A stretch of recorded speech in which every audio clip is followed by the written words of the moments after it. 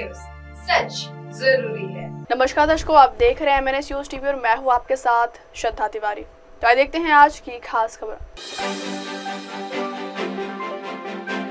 दबाव में मुंडे, गुस्से में एनसीपी, अजित पवार की तबीयत फिर बिगड़ी। बुल्ढाना के पेंटाकली के ग्रामीणों की भूख हड़ताल खत्म। अंतर्राष्ट्रीय मंदिर सम्मेलन और एक्सपो का शुभारंभ सीएम फडणवीस। तो आइए देखते हैं खबरें विस्तार से। दबाव में मुंडे, गुस्से में एनसीपी, अजित पवार की तबीयत फिर बिगड़ी। बीड़ जिले के मसजोग गांव के सरपंच संतोष देशमुख की हत्या मामले में उप मुख्यमंत्री अजित पवार की एनसीपी के मंत्री धनंजय मुंडे की मुश्किलें कम होने का नाम ही नहीं ले रही।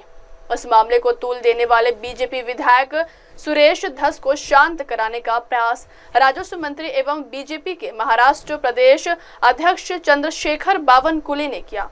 बावनकुले प्रयासों के कारण मुंडे से मिलकर धस ने अपनी प्रतिष्ठा मलिन करवा ली, लेकिन अजित पवार पर से मुंडे के इस्तीफे का दबाव कम नहीं हुआ। इस वजह से सोमवार को अजित पवार की तबीयत बिगड़ गई है।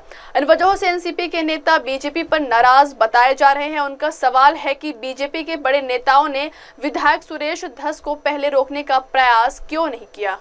उप मुख्यमंत्री अजित पवार सोमवार को भगुर नगर परिषद द्वारा आयोजित नगरोत्थान मिशन के तहत भगुर शहर के लिए 24.68 करोड़ रुपए की जलापूर्ति योजना के भूमि पूजन समारोह के उपलक्ष्य में नासिक गए थे, लेकिन उसके बाद तबियत खराब होने की वजह से अचानक सभी कार्यक्रमों को रद्द कर दिया गया।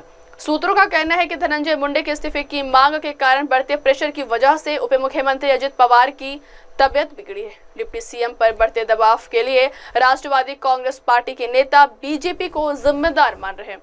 राज्य में की बीजेपी, शिवसेना और एनसीपी के गठबंधन वाली महायुति सरकार है तथा महाराष्ट्र बीजेपी के सबसे बड़े नेता देवेंद्र फडणवीस महायुति सरकार के मुख्यमंत्री है।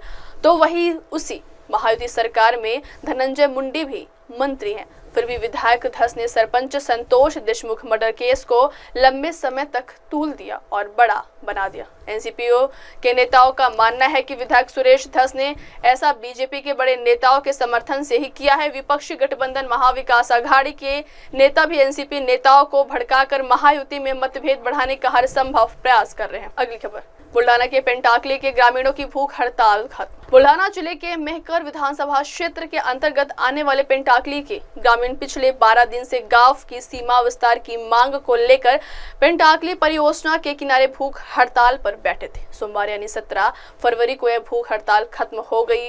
केंद्रीय राज्य मंत्री प्रताप राव जाधव ने अपने हाथों से नींबू पानी पिलाकर भूख हड़ताल समाप्त कराई।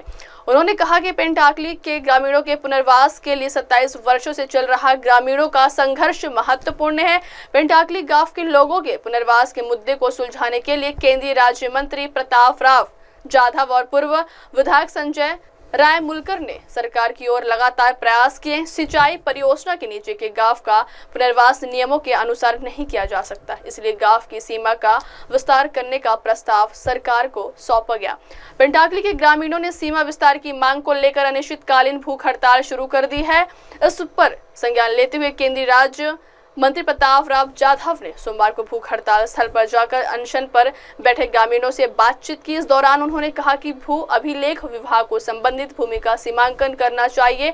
योजना सरकारी इंजीनियरों की मदद से तैयार की जानी चाहिए। ग्राम पंचायत उक्त भूमि पर से अतिक्रमण हटाए तथा इसके लिए पुलिस निरीक्षक साखर खेड़ा समुचित व्यवस्था उपलब्ध कराए।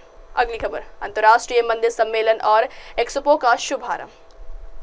विश्व के सबसे बड़े अंतर्राष्ट्रीय मंदिर सम्मेलन और एक्सपो 2025 के उद्घाटन के मौके पर महाराष्ट्र के मुख्यमंत्री देवेंद्र फडणवीस आशीर्वाद लेने के लिए आंध्र प्रदेश के तिरुपति मंदिर पहुंचे। उन्होंने वहां आयोजित हो रहे अंतर्राष्ट्रीय मंदिर सम्मेलन एवं प्रदर्शनी 2025 में उपस्थित दर्ज कराई तथा परिसर में हो रहे पवित्र हवन एवं तिरुपति बालाजी भगवान के दर्शन किए। मंदिरों का महाकुंभ कहा जाने वाला यह भव्य आयोजन ज्ञान और सर्वोत्तम प्रथाओं के सहयोगात्मक आदान प्रदान के लिए दुनिया भर के धार्मिक नेताओं, विद्वानों और मंदिर प्रशासकों को एक साथ लाता है। मुख्यमंत्री देवेंद्र फडणवीस सोमवार को दुनिया भर के मंदिरों के प्रतिनिधियों के भव्य समागम ITCX 2025 में मुख्य अतिथि के रूप में शामिल हुए। कार्यक्रम में आंध्र प्रदेश के मुख्यमंत्री चंद्रबाबू नायडू और गोवा के मुख्यमंत्री प्रमोद सावंत समेत लोग मौजूद थे।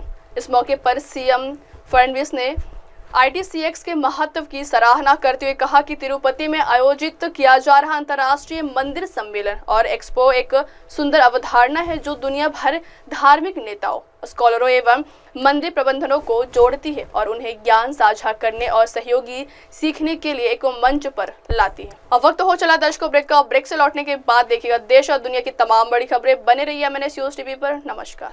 नमस्ते, मैं हूं वैशाली माड़े और आप देख रहे हैं MNS न्यूज। देखते रहिए MNS। आप देख रहे हैं MNS न्यूज, सच जरूर।